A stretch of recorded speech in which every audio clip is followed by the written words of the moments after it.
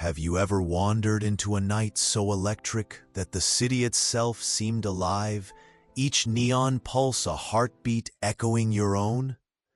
It was under such a charged soul sky, alive with laughter tipping out of bars, couples swaying in rhythm with secret hopes, cabs honking for passage through this woven tapestry, that Tlani Bombadil moved as if the crowd parted for her alone. She wasn't just a visitor. She was a presence. Her dark skin, radiant beneath the colored lights, and her posture steeled by both pride and nerves. Tonight, the world was a stage, and she balanced between hope and heartbreak, with every careful step toward the Shill Hotel. Her reflection shimmered on the glossy surface of a parked limousine. Another odd detail in a night already burning with possibility. Tlani leaned in, withdrawing the deep scarlet lipstick she reserved for turning points, not vanity. Precision guided her hand, as if the color itself could shield her from what lay ahead. Lessons bloom. She was not simply attending a late-night meeting. She was returning to a past both painful and unfinished. Tund, her ex-boyfriend, the one who'd carved hope into her heart and then left it bleeding, had called her here, asked her to arrive dressed for something grand, insisted, in fact, that she appear not just presentable, but unforgettable. Questions thrummed through her thoughts. Did he regret the loss? Had absence carved out space in his heart for a return? Or was it all another twist of cruelty hidden behind etiquette? Yet as she composed herself, a second narrative played out in secret. Inside that luxury limousine sat Kim Ji-hoon, not part of her story yet, but a figure whose boredom was about to fuse with fate.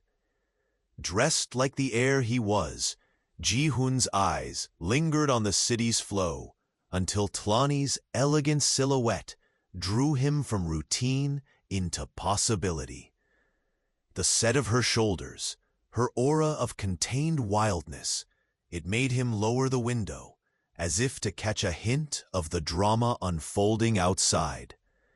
He thought fleetingly that perhaps she noticed him, that her routine was no accident, but meant for his gaze. It was just city magic, moments charged but never spoken. Yet it was the start of something larger than any one night. For a heartbeat, Ji-hoon allowed his mask of indifference to slip. He wanted to say something, anything. But before the air could carry new words, Tlani's transformation was complete. Lipstick capped, bravado gathered, and she was heading into the maze. Ji-hoon's amused sigh lingered in the air, half a chuckle, half a wish. Whoever she was, she had written mystery into the city's very fabric. Tlani's heels echoed as she crossed the street to a small cafe, each click loaded with the anticipation and dread that only past lovers wield. Through the glass, Tund appeared as she remembered him in his worst moments. Smug, surrounded by borrowed luxury, his designer jacket spelling out victories never earned. When he slid her a golden card, shiny, heavy, and enigmatic, the room lost focus. "My wedding invitation," he announced flatly, as if bestowing a prize. The shock of it throttled her voice and cracked her composure. "You called me here. Why?" she managed. Tund's answer was pitiless. He thanked her, not for her love, but for the lesson her loss delivered. "Losing you made me see Say's worth. She took me back. You helped me appreciate her." Each word was a blade. Rage and humiliation roiled inside Talani, eclipsing all else. When she stormed out, it was not just escape, but survival. The seismic rupture of pride transforming into momentum. And that momentum, raw and unpredictable, crashed directly into fate itself. Ji-hun, now out of his limousine, became not just an observer, but an unwilling participant in her unraveling journey. If stories are the breath of moonlight on myth, if midnight meetings set destinies ablaze, then this collision was no accident. Ji-hun steadied her as she stumbled, his English careful but charged with a gentle warning. Talani recoiled, not angry at him, but still bleeding from the cruel humiliation Tund had orchestrated.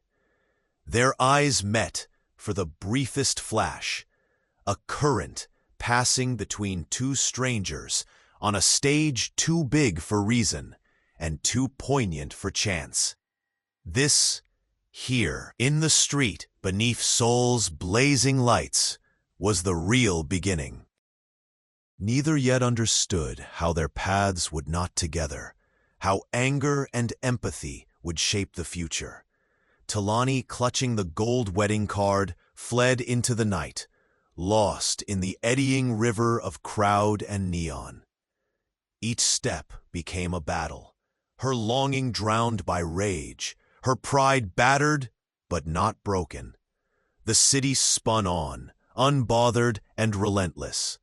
Couples laughed, businessmen chased the last taxis, neon signs painted hope and regret across damp streets. But in Talani's heart, only raw humiliation pulsed. How had Tund engineered a moment so cruel, camouflaged as gratitude? Why call her back, ignite hopes, then hand her proof of his happiness with someone else? Her Yoruba muttering cut jagged through the night. Armaji, God forbid. Words that revealed her pain as much as her spirit. Unseen, Ji-hun watched from his limousine's shadow. Something about the pride in her stride lingering in his mind. Pain, when shown so openly, so defiantly, becomes a kind of rare defiance, especially in a city built on appearances. Talani retreated to a quiet park across from the hotel, sinking onto a bench beneath a lonely streetlight.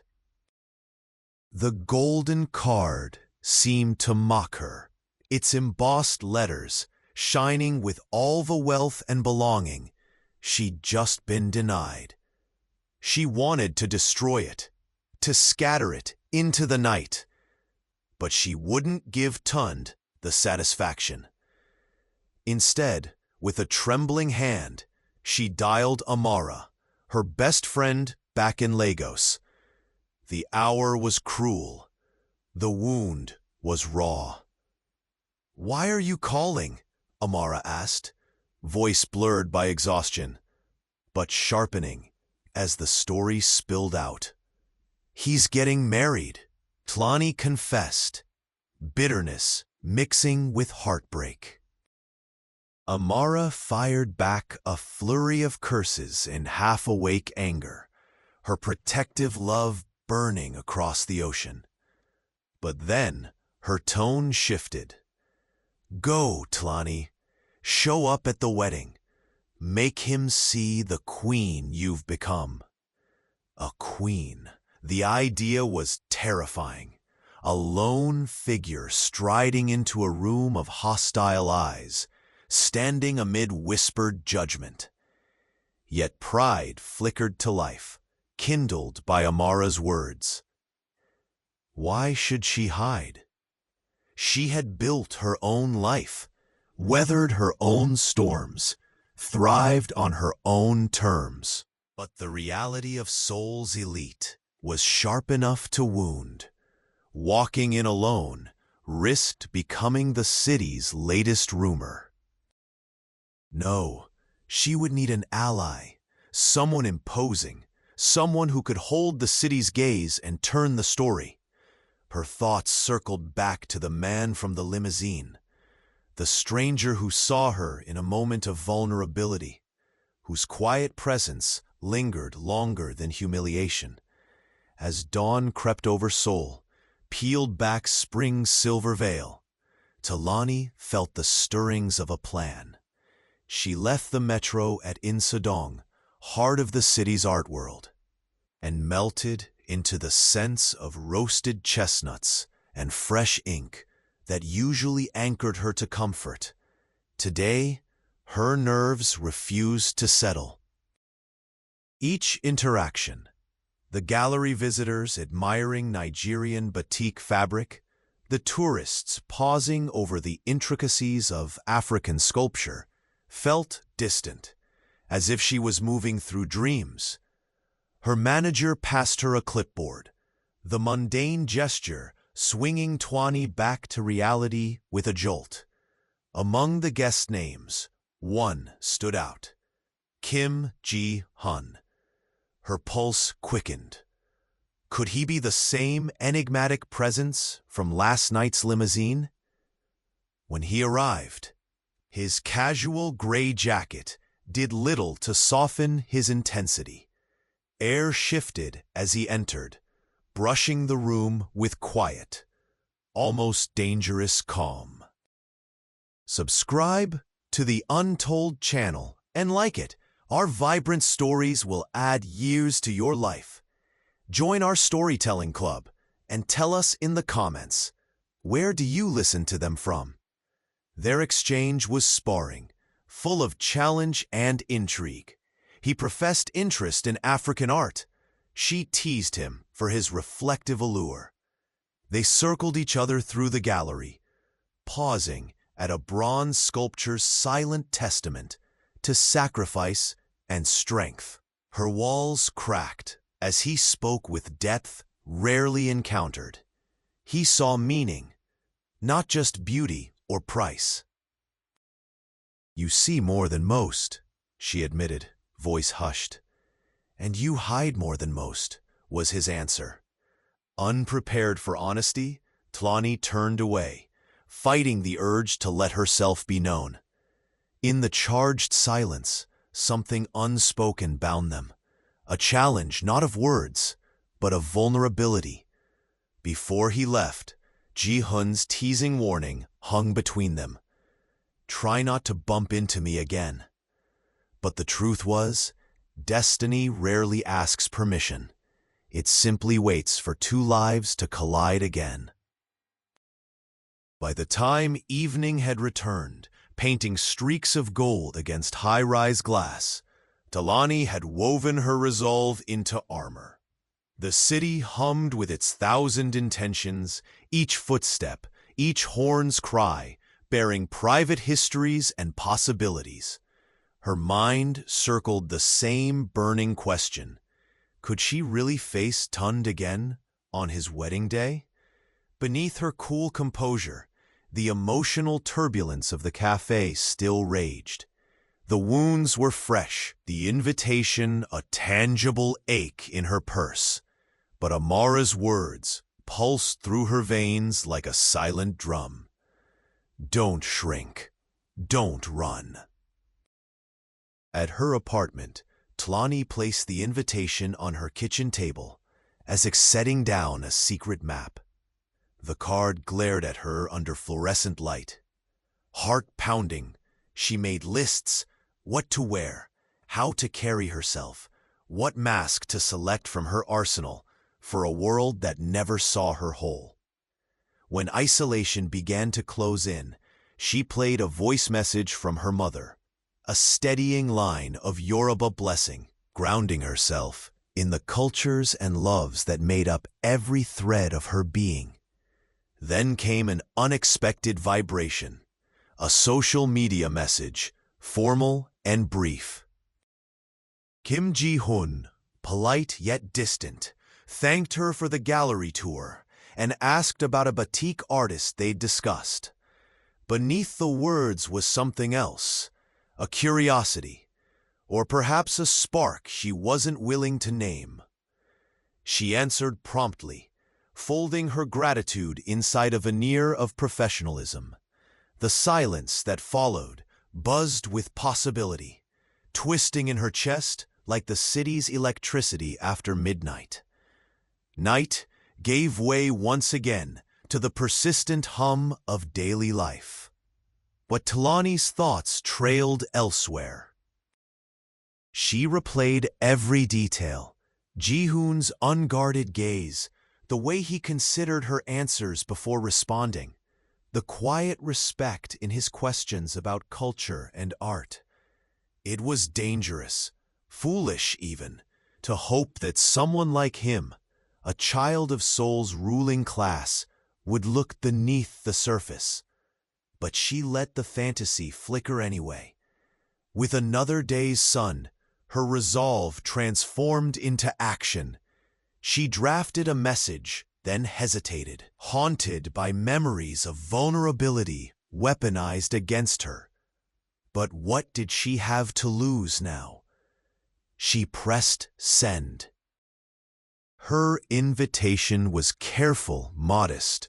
Perhaps he would care to join one of her artist-led walks through Insadong, a chance to see African art as she saw it, not merely as display pieces, but as stories alive and breathing. The wait was agony. She checked her phone more than once an hour. When his reply came, swift and open, she felt gratitude and fear laced together. "I'd like that," he wrote, and nothing had ever sounded so promising or so fraught. That afternoon, Seoul's spring sun flickered through cherry blossoms, dusting the street with a pink hush. Ji-hoon arrived early, dressed inconspicuously but never quite blending in, his presence commanding yet soft.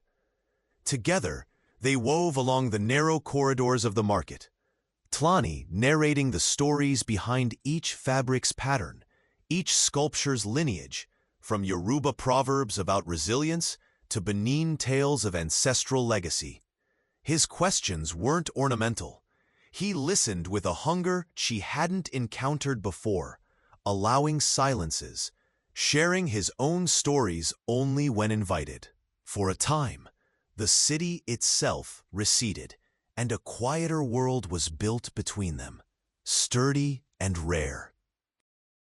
After the tour, they ducked into a quiet tea house, its paper lanterns filtering dusk into lovely, forgiving shades that softened the edges of both confession and memory. There, seated across steaming cups of yuzu, the boundary between curiosity and true knowing began to blur. Ji-hoon asked, not with idle interest, but with the vulnerability of someone unused to revealing his own scars. "Why did you leave home?" Tlani answered with honesty gentle yet precise, describing a mother's love that built resilience, a father's sagacity, the oceanic ache of homesickness.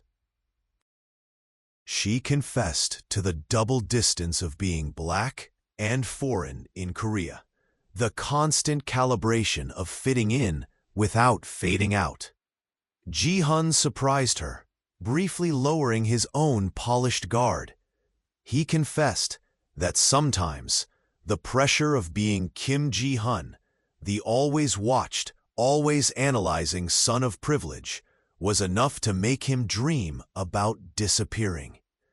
Not escaping into indulgence, as gossip might have it, but simply being unseen, unjudged, free of expectation even for a night. A quiet understanding bound them. The world, for a moment, felt elastic, capable of holding two truths, two wounds, two hearts emboldened not by similarities, but by mutual recognition. They did not touch, not quite, but something rare and uncertain thrummed in the space between their laughter and silence. As days passed, their rapport deepened, each meeting a deliberate act against isolation.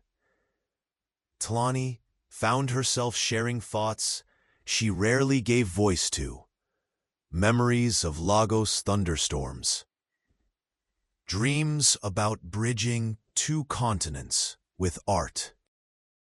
Ji-hun responded with his own stories, anecdotes about his stern grandmother, the loneliness of penthouse halls, fragmentary jokes about always eating meals under oil paintings of ancestors whose eyes never stopped judging.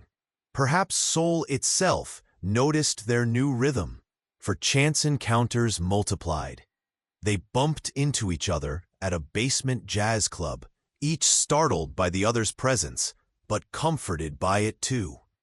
Once, they met on the Han River bank, Ji-hun out running, Tlani sketching.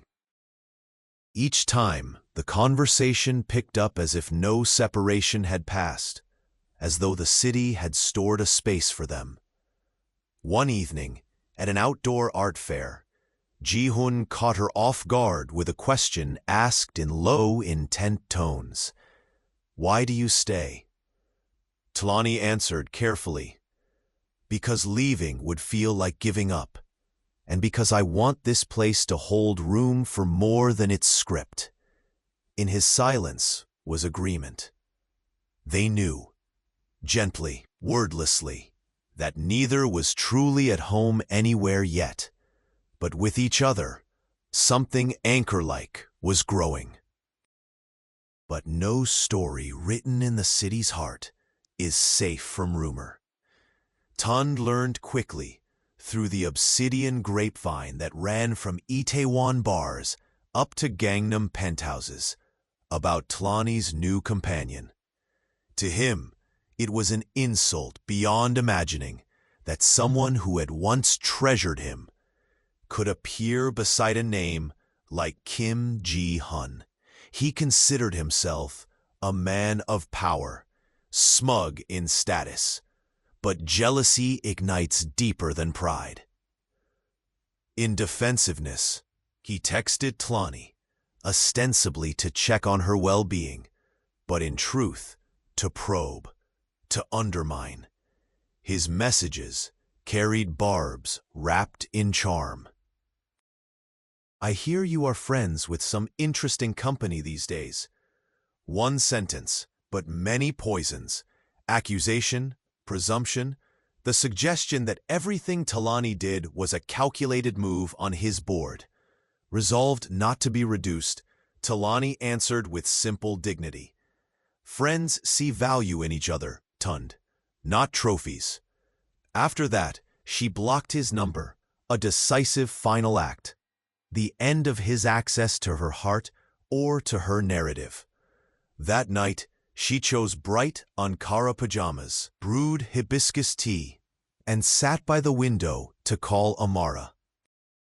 In stubborn steadfastness, she reclaimed the old joy of friendship, of belonging, of laughing until her stomach hurt, the kind of joy that could never be revoked by an invitation, nor diminished by scandal's shadow.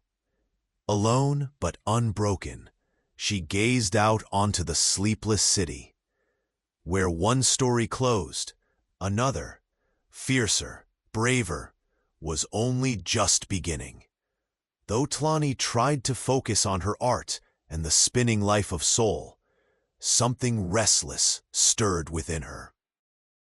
The approach of Tund's wedding pressed against her days like a rising tide, and with every passing hour, old insecurities rattled the armor she'd forged from hurt.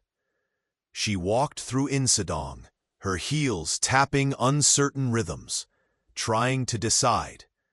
Would she truly attend the wedding, stepping into a hall where every laugh might be aimed, Every glance weighted with judgment. She remembered Amara's encouragement, the words she'd let fill her dreams. Take up space. Don't let them shrink your presence. But confidence is fickle when loneliness stalks the edges of resolve.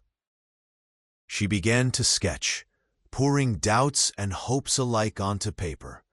Her pencil rendered strong African women, wreathed in color. But each line seemed a petition, to be seen as herself, not as anyone's loss or lesson. Just as her doubts threatened to win, Ji-hun sent a simple message. Would you like to meet for coffee tomorrow? His timing felt uncanny, almost as if he sensed the battle she fought inside herself. She agreed, grateful for the gentle pull back into connection. Their meeting, in a softly lit cafe tucked behind a bookshop, unfolded like a balm. The crowd was sparse, the clatter muted, and the space between them felt safe from the city's judgments. Ji-hun was attentive, careful not to crowd, but present enough to be felt.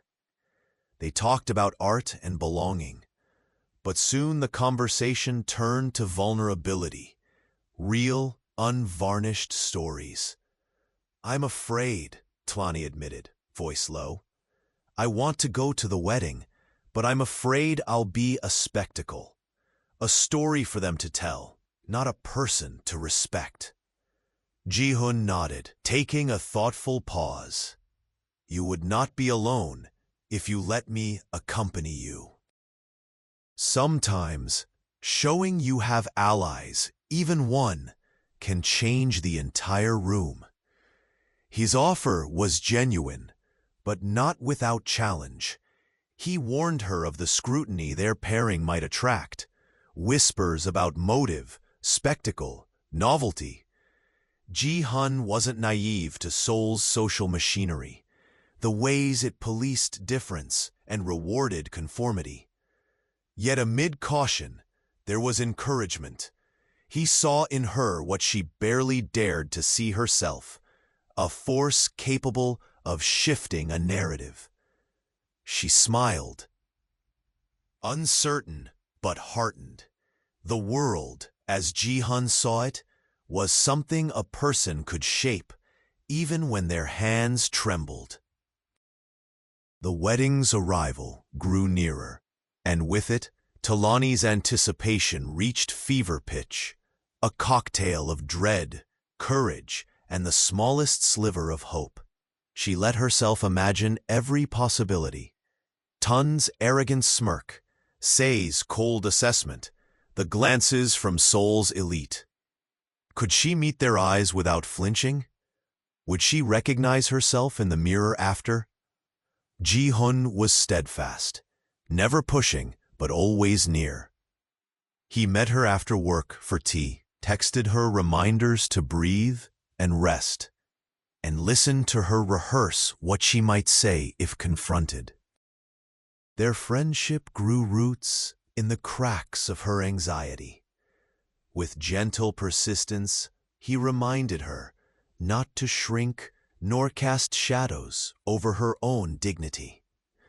On one quiet evening, as the city glittered with anticipation of the upcoming event, Amara called to check in. She coached Tlani on poise, on showing up as queen, even if the palace was hostile. Wear that gold dress you always love. Walk in like you wrote the rules. Tlani hesitated. It was bright, bold, impossible to ignore. But something in her unlocked audacity that had long been dormant. She decided then she would go, dressed not for vengeance, but for self-respect. Wedding day dawned cold, spring winds lacing through the city, invigorating and sharp. Talani prepared herself slowly, each gesture a declaration, She washed her face with rose-scented water, donned the golden dress with reverence, and applied her scarlet lipstick, each stroke precise. Her hair was braided, intricate, and regal. Staring into her reflection, she whispered an old Yoruba blessing, promising herself she would not fold. Ji-hun arrived punctually, dressed in classic black, refined, unobtrusive, but unyielding. He offered her his arm, their physical connection both a shield and a signal. Tlani was not alone. Together, they took a taxi through the city's morning fog, the quiet inside filled with the tension of lived history. Arriving at the Grand Hotel, the scene unfolded as expected. Gossamer decorations, wealthy guests in elegant clusters, cameras poised to witness scandal. Tlani walked in step with Ji-hun, upright and composed, her golden dress casting brilliance against the muted luxury of the hall. Ripples of surprise radiated through the crowd as they entered. Whispers rose, and Tun's gaze found her, shock and anger flickering beneath his practiced smile. Sei watched from a distance, her features carved into icy composure. For Tlani, the moment was forked. Humiliation threatened, but pride surged stronger. Under Ji-hun's gentle anchor, she chose not to yield. The wedding ceremony passed in grand, impersonal beauty, performances for cameras more than for hearts. Tlani remained silent, letting herself absorb everything: the music, the pageantry, the shimmer of resentment woven through polite applause. When the reception began, Tund approached, his face red with complex emotion. "You're bold to come here," he hissed. "Why make a spectacle of yourself?" Tlani met his gaze, her voice calm. "Your spectacle was calling me here. My presence is only a story because it threatens yours." Sei, ever watchful, intercepted their conversation, eyes icy and proud. She whispered to Tlani, soft enough for only her to hear. "He wanted you here to prove a point. Don't give him that satisfaction." But Tlani wasn't here for points, nor for Tund's drama. She resolved, in that moment, to show Seoul something it rarely welcomed: authentic forgiveness. She congratulated the pair, voice unwavering, then turned away to mingle with guests, her heart pounding with the risky grace of dignity reclaimed. Ji-hun stayed near, his presence protective, an unspoken affirmation that she was seen beyond the narrative imposed on her. For the remainder of the wedding celebration, Tlani moved through the crowd with mindful dignity, allowing herself to be both present and above the fray. Each interaction became a small act of courage. She greeted old acquaintances who barely concealed their surprise, gracefully accepted compliments laced with condescension, and refused to let lingering eyes anchor her to the past. Ji-hun never left her side for long, his quiet strength lending her confidence whenever doubt threatened. Together, they laughed with genuine guests and outshone the low murmurs of speculation. The hotel ballroom was alive with clinking glassware, camera flashes, and the low hum of studied decorum. In this garden of scrutiny, Tlani found small islands of joy, watching a little girl sneak an extra cupcake, sharing a private joke with an elderly aunt who winked knowingly at her gold dress. More than once, she caught Tun stealing glances in her direction, his composure chipped away by confusion and frustration.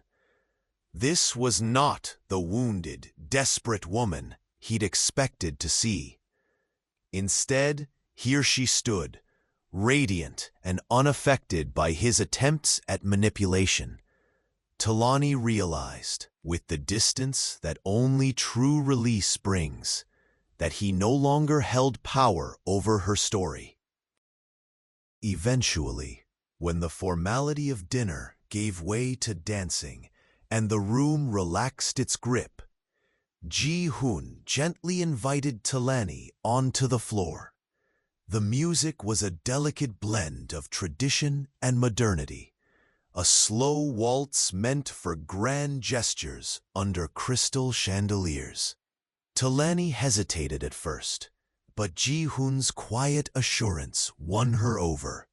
He led with care, never exploiting the moment, but meeting her on level ground, laughter easing the edges of formality. With each step, tension sloughed away. They spun gently, past the eyes of guests, forming a sanctuary within the swirling lights. For the first time that day, Talani let herself breathe deeply and without caution. The strains of music twisted through her, lifting weight from her shoulders that she'd carried for far too long. Ji-hoon leaned in, his voice a private rumble. "You're rewriting every expectation here. I hope you know that." She smiled, not just the polite smile of a guest, but a rare, vulnerable one that widened his own. In that moment, the rest of the room faded until it was just the two of them. Two foreigners, each in their own way, etching new meaning into old traditions. As the dancing ended and evening deepened, Talani and Ji-hoon retreated to the hotel's rooftop garden, escaping the din for a breath of air above the city. Seoul's lights stretched endless in every direction. The Han River glimmered with hopeful possibility. The gentle wind tangled with her braids, and beneath the soft hush of night, all masks lifted.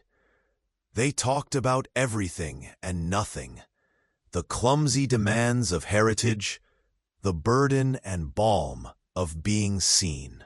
Their dreams for belonging neither had found, but both still chased. There, far above the crowd and their histories, vulnerability flickered into intimacy. Ji-hoon asked what she wanted, not just in the symbolic sense, but in the raw, unfiltered now. He told her she inspired him, not with spectacle, but with the courage of choosing herself in spite of all expectation. Talani felt the courage to answer with honesty. "I want to stop running from rooms like these, or from people like Tund. I want to offer my art in places that might not understand it, and still believe it matters. And I want to stand beside people who see me, who challenge me, not diminish me. I want that peace." He nodded, understanding running deeper than words. The air shivered between them, something fragile and new being born in the quiet. Days after the wedding, life in Seoul resumed its familiar rhythms. Traffic pulsed through gray boulevards. Shopkeepers called out morning welcomes, and cherry blossoms soon gave way to summer's green. Yet for Talani, everything had changed. She walked the city with a lighter step, her chest less burdened. The confrontation she'd feared had happened, and it hadn't broken her. Instead, she emerged clearer, freer, no longer shadowed by the ghosts of Tun's story or the constraints of others' judgment. Word of her presence at the wedding traveled quickly, rumors subsiding not in scandal, but in reluctant admiration. "Have you seen her? She was magnificent, unshakable."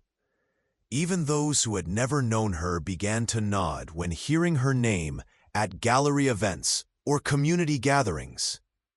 In her art, new energy thrummed, borders between tradition and innovation blurring as she painted. Her latest works touched on themes of resilience, diaspora, and pride. Gallery visitors lingered longer, taking in not just color and shape, but history and strength. An art critic praised her for standing at the intersection of vulnerability and power.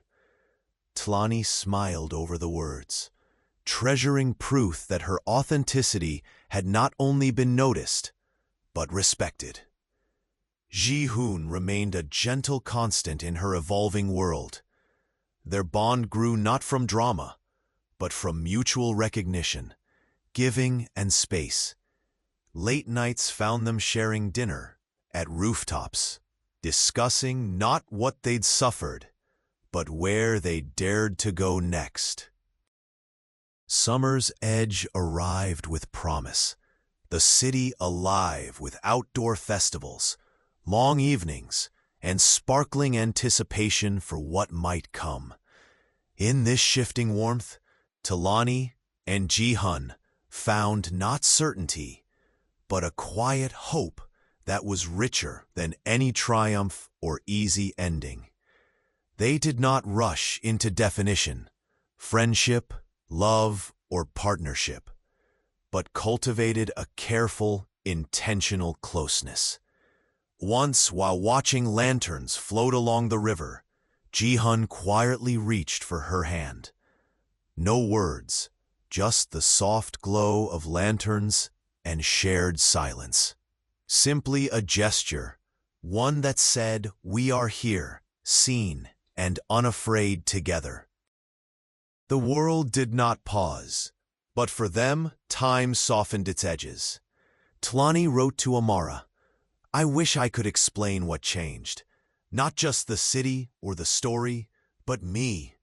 I am at last living a chapter of my choosing." Her friend replied with emojis and voice notes brimming with pride, her laughter crackling across continents. In the season's fullness, Tlani stood in a gallery she now curated, surrounded not just by art, but by the stubborn, beautiful bloom of a self-earned peace. Her dress again shimmered golden under gallery lights, not a costume, but a coronation.